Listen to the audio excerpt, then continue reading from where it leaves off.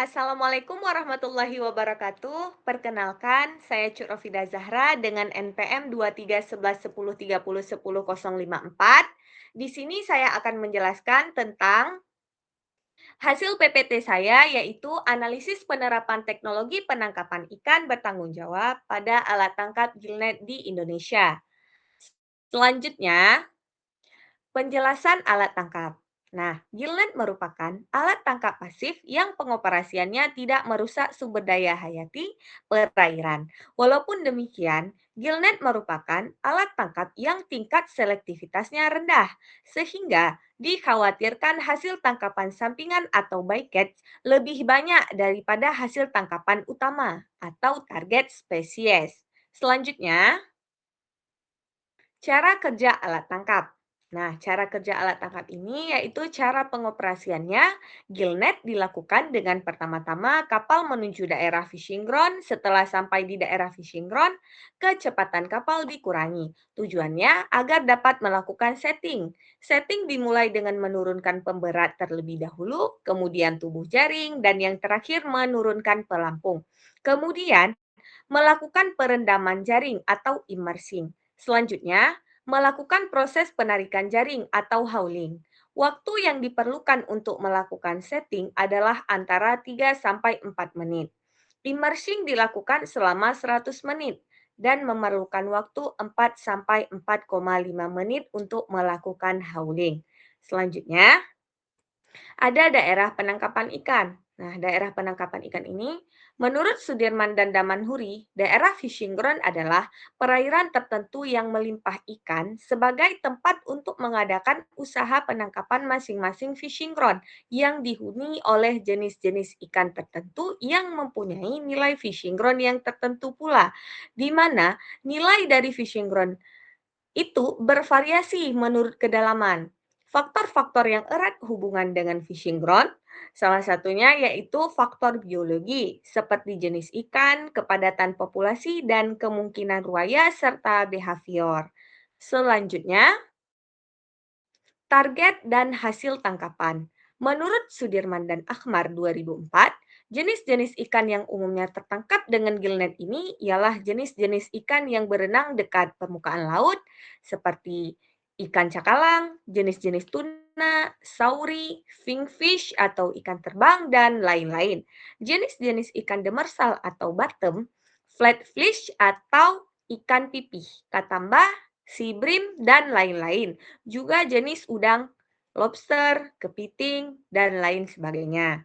Dengan mempertimbangkan sifat ikan yang akan menjadi tujuan penangkapan, lalu menyesuaikan dengan dalam atau dangkal dari renang ruaya ikan-ikan tersebut, dengan penghadang tersebut, diharapkan ikan-ikan tersebut akan menerobos jaring dan terjerat atau gilet pada mata jaring ataupun terbelit pada tubuh jaring.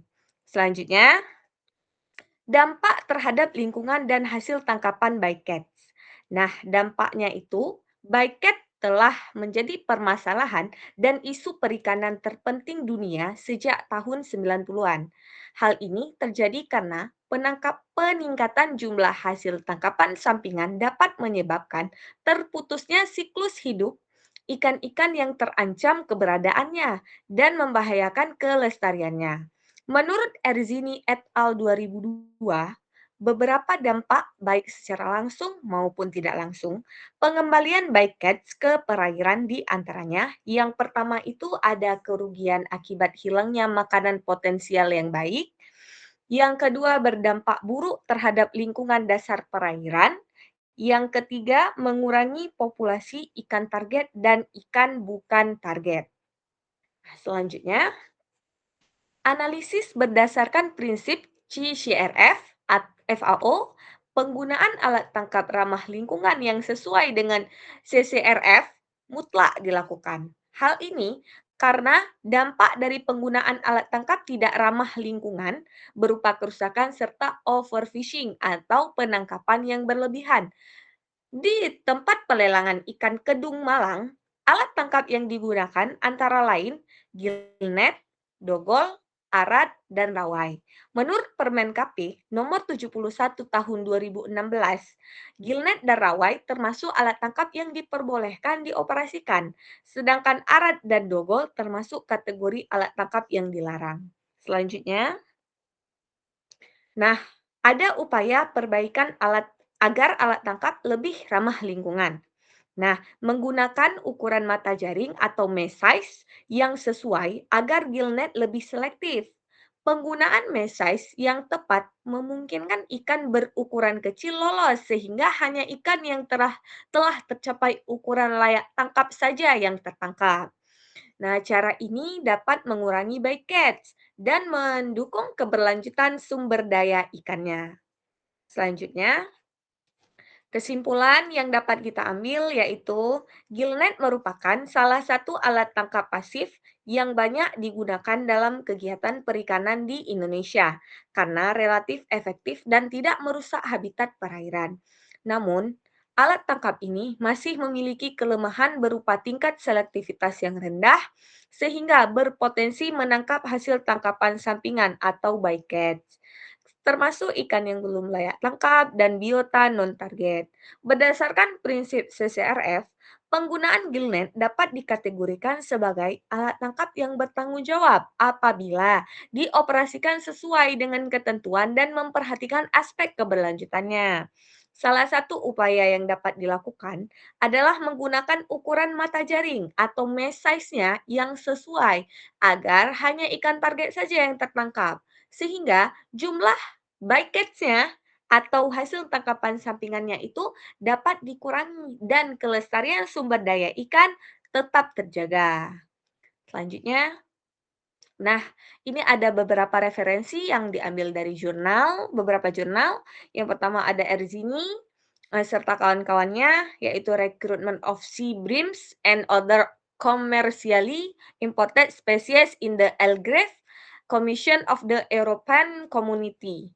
Nah, selanjutnya ada Negari, analisis spasial daerah penangkapan ikan dengan alat tangkap gillnet di perairan pasir, Kabupaten Kebumen, Jawa Tengah.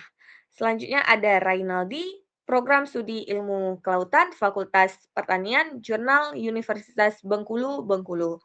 Selanjutnya ada Rusmi Liansari, inventarisasi alat tangkap berdasarkan kategori status penangkapan ikan yang bertanggung jawab di perairan tanah laut, Fish Yantiai.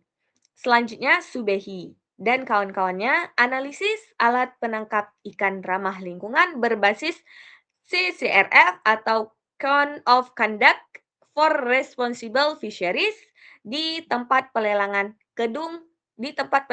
ikan kedung Malang, Jepara. Journal of Fisheries Researchers Utilization Management and the Technology. Yang terakhir ada Sudirman dan Ahmad Malawa 2004 Teknik Pengoperasian Ikan Rineka Cipta Jakarta. Selanjutnya, terima kasih. Sekian dari presentasi saya. Apabila ada kesilapan dan kesalahan, saya mohon maaf. Saya akhiri. Assalamualaikum warahmatullahi wabarakatuh.